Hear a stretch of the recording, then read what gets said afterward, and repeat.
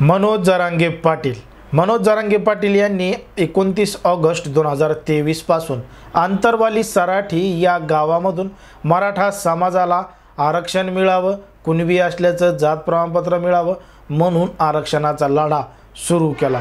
बघता बघता मनोज जरांगे पाटील यांचं नाव संपूर्ण जिल्ह्यामध्ये, तालुक्यामध्ये आणि राज्यामध्ये, देशामध्ये फेमस झालं, प्रसिद्ध झालं। मनोज जरांगे पाटील यांना एक मोठा पाठिंबा समाजाचा मिळाला।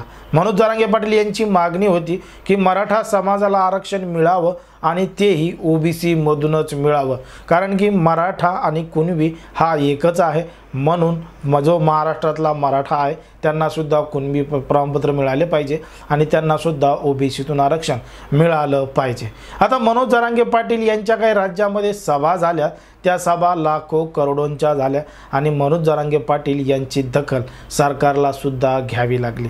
जर आपण पाहिलं तर ज्या पद्धतीनं मनोज जरांगे पाटील यांच्या पाठीमागं समाज एकजुटीनं उभा राहिलेला आहे, त्यामुळे आता मनोज जरांगे पाटील काय निर्णय घेतील 2024च्या निवडणुका ज्या आहेत लोकसभेच्या आणि विधानसभाच्या, त्यामध्ये काय चित्र असेल हे सुद्धा प्रश्न अनेकांना पडलेला आहे। आता हे सगळं राजकीय वातावरण तयार असतानाच मनोज जरांगे पाटील यांनी अनेक वेळा सांगितलंय की राजकारणाचा माझा काहीही संबंध नाही, पण मात्र काही समाज बांधवांनी समाजाने जर निर्णय घेतला असेल निवडणूक लढवण्याचा तर मग ते जे त्या पद्धतीनं फॉर्म भरत आहेत आणि ते त्यांच्या पद्धतीनं निवडणुका लढत आहेत। पण मात्र मनोज जरांगे पाटील यांनी स्वतः राजकारणामध्ये न जाण्याचा निर्णय घेतलेला असतानाच त्या ठिकाणी एक मोठा प्रस्ताव मनोज जरांगे पाटील यांच्याकडे देण्यात आलाय। मनोज जरांगे पाटील यांना एक प्रस्ताव देण्यात आलाय, तो म्हणजे स्वराज्य शक्ती सेनेच्या संस्थापक अध्यक्ष करुणा धनंजय मुंडे यांच्याकडून।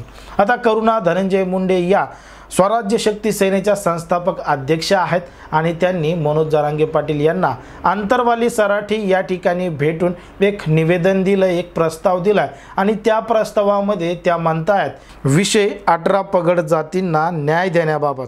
महोदय, वरील विषयास अनुसरून मी विनंती करते की महाराष्ट्रात शेतकऱ्यांच्या आत्महत्या दिवसेंदिवस वाढत आहेत, महिलांवरती अन्याय अत्याचार पण थांबायचे नाव घेत नाही।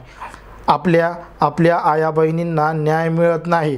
जे लोक खुनी आहेत त्यांना न्याय मिळतो, पण जे खरे लोक आहेत त्यांना न्याय मिळत नाही। दारू पिणारे लोक ज्यांच्यासाठी न्यायव्यवस्था आहे, आपल्या युवकांना दारू, चरस, अफीम, गांजा अशामध्ये गुरफटून ठेवलेलं आहे।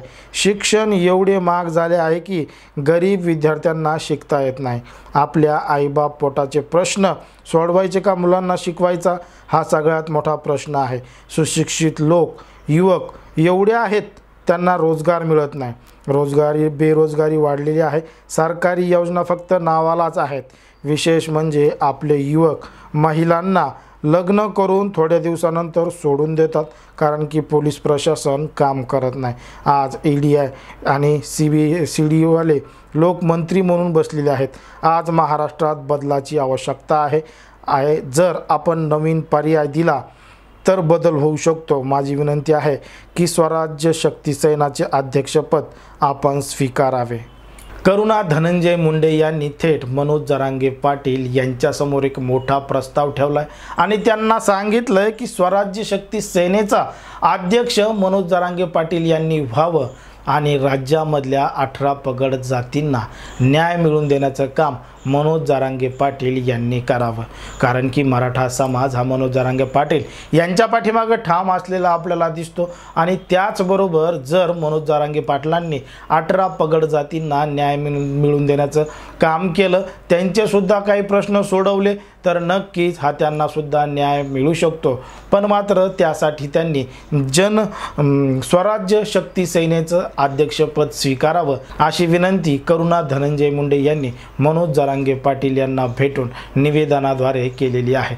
एकंदरीत करुणा धनंजय मुंडे यांच्या प्रस्तावाबाबत मनोज जरांगे पाटील काय निर्णय घेतात, पुढची दिशा काय ठरवतात हे आपल्याला पाहावंच लागेल।